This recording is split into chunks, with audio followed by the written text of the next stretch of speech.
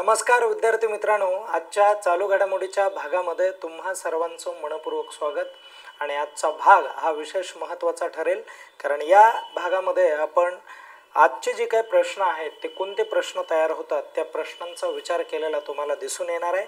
आणि तुमच्या डोळ्यासमोर पहिलाच जो काय प्रश्न आहे तो बघा आता काय आहे. तर त्या प्रश्नाचं एक्सप्लेनेशन, तो प्रश्न व्यवस्थितरित्या मी समजून देईल आणि विशेष महाराष्ट्राच्या संदर्भामध्ये म्हणून आपल्याला परीक्षेत येईल तो प्रश्न. महाराष्ट्र ऑलिम्पिक असोसिएशन, आता ही जी संस्था आहे या संस्थेच्या अध्यक्षपदी कोणाची बिनविरोध निवड करण्यात आलेली आहे किंवा निवड झाली आहे बिनविरोध, तर त्याचं करेक्ट आन्सर आहे अजित पवार दादा. बरोबर आहे की नाही? अजित पवार यांची निवड झालेली आहे. हे अध्यक्ष ठरतील आणि उपाध्यक्ष कोण ठरणार आहे, तर हे मुरलीधर मोहोळ हे जे आहेत हे उपाध्यक्ष ठरणार आहेत. म्हणून हा पण प्रश्न आपल्यासाठी खूप महत्त्वाचा ठरेल. लक्षात राहू द्या, अध्यक्ष आणि उपाध्यक्ष या दोन्ही गोष्टी लक्षात राहू द्या. हे आहेत अध्यक्ष, ओके, अजित पवार अध्यक्ष आहेत आणि उपाध्यक्ष कोण आहेत, तर उपाध्यक्ष हे जे आहेत हे मुरलीधर मोहोळ आहेत. म्हणून हे दोन्ही प्रश्न महत्त्वाचे ठरतील. लगेच आपण पुढे जाऊयात. नंतरचा प्रश्न काय आहे बघा. विश्व शाकाहारी दिन हा जो आहे किंवा दिवस हा जो आहे तो कोणत्या तारखेला पाळला जातो किंवा साजरा केला जातोय, तर ती 1 तारीख आहे मित्रांनो. कारण शाकाहारी या घटकाचं महत्त्व प्रस्थापित करण्यासाठी प्रामुख्याने या दिवसाचं जे काय स्मरण आहे किंवा हा जो दिवस आहे हा दिवस साजरा केला जातोय. नंतरचा प्रश्न काय आहे बघा. राजकुमार अरोडा यांच्यावर कोणत्या विभागाची जबाबदारी सोपवण्यात आलेली आहे, तर विद्यार्थी मित्रांनो यांच्यावर संरक्षण मंत्रालयाची जबाबदारी सोपवलेली आहे. आणि लक्षात ठेवा हे पण, या संरक्षण मंत्रालयामध्ये त्यांच्याकडे कोणता विभाग किंवा कोणतं पद देण्यात आलेलं आहे, तर ते आर्थिक सल्लागार म्हणून काम करतील. काय म्हणून काम करतील? आर्थिक सल्लागार, फायनान्शियल ॲडवायझर म्हणून, सल्लागार म्हणून काम करतील. लक्षात आलं आहे सर्वांना? असा एकंदरीत हा जो पार्ट आहे हा आपल्याला बघायला मिळेल. आपण लगेच नंतरचा प्रश्न बघूयात.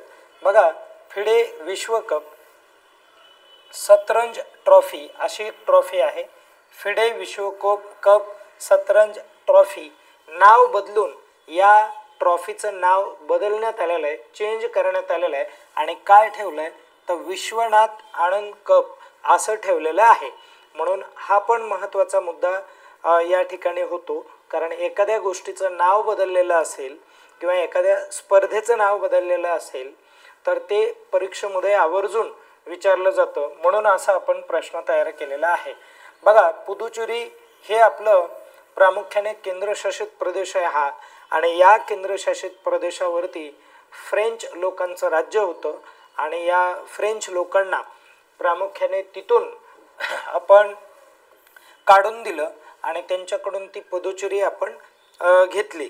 तर हा जो प्रदेश आहे तो भारताला प्रामुख्याने 1 नोव्हेंबर 1954ला जोडला होता.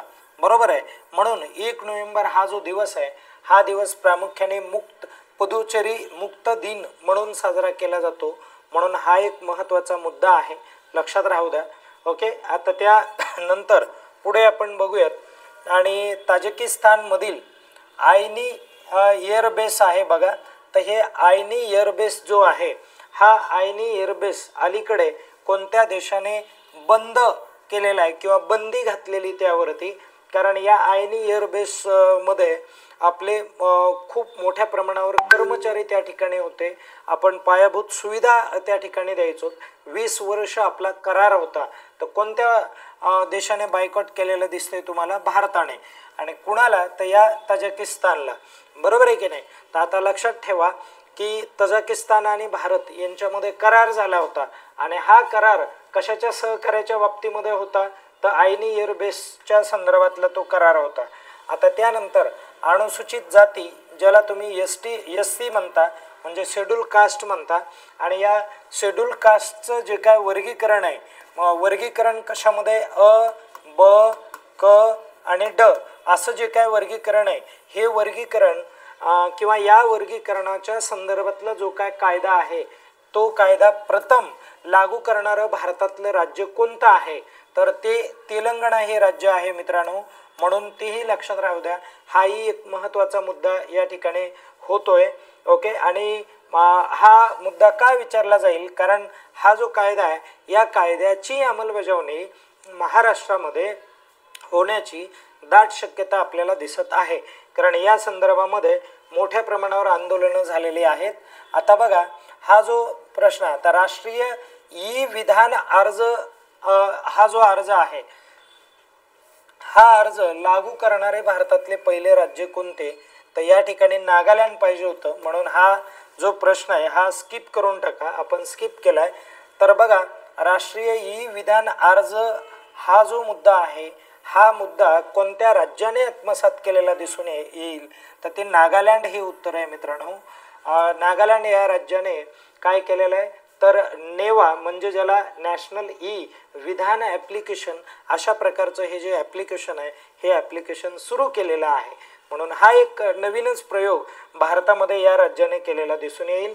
आणि त्यानंतर विधानसभेचे कामकाज सांकेतिक भाषात प्रसारित करणारे भारतातले पहिले राज्य कोणते, तर त्याचं करेक्ट आन्सर असणार आहे पंजाब आहे. काय आहे? पंजाब. सांकेतिक भाषा म्हटलं विधानसभेची तर पंजाब या राज्याला आठवावं लागेल तुम्हाला. आता त्यानंतर 2025च्या हवाई दलाच्या पॉवर रँकिंगमध्ये हवाई दलामध्ये म्हटलंय बरं का मित्रांनो, हवाई दलामध्ये, आणि हवाई दलामध्ये भारताचा कितवा क्रमांक आहे, तर हवाई दलामध्ये भारताचा 3रा क्रमांक आहे. कारण पहिला क्रमांक हा अमेरिकेचा आहे, USA आहे, आणि 2रा क्रमांक हा रशियाचा आहे मित्रांनो. कुणाचा आहे? रशियाचा आहे. आणि 3रा क्रमांक भारताचा आहे म्हणजे इंडियाचा आहे. आणि 4था क्रमांक हा चायनाचा आहे. म्हणून हाही मुद्दा लक्षात राहू द्या. ओके. हवाईमध्ये आपण चायनाच्या पुढे आहोत. हवाई दलामध्ये आपली एअरफोर्स खूप भारी आहे, खतरनाक आहे. आणि हा आपला शेवटचा प्रश्न असणार आहे. या ठिकाणी आपण थांबूयात. स्वतःची काळजी घ्या आणि अभ्यास करत राहा. धन्यवाद.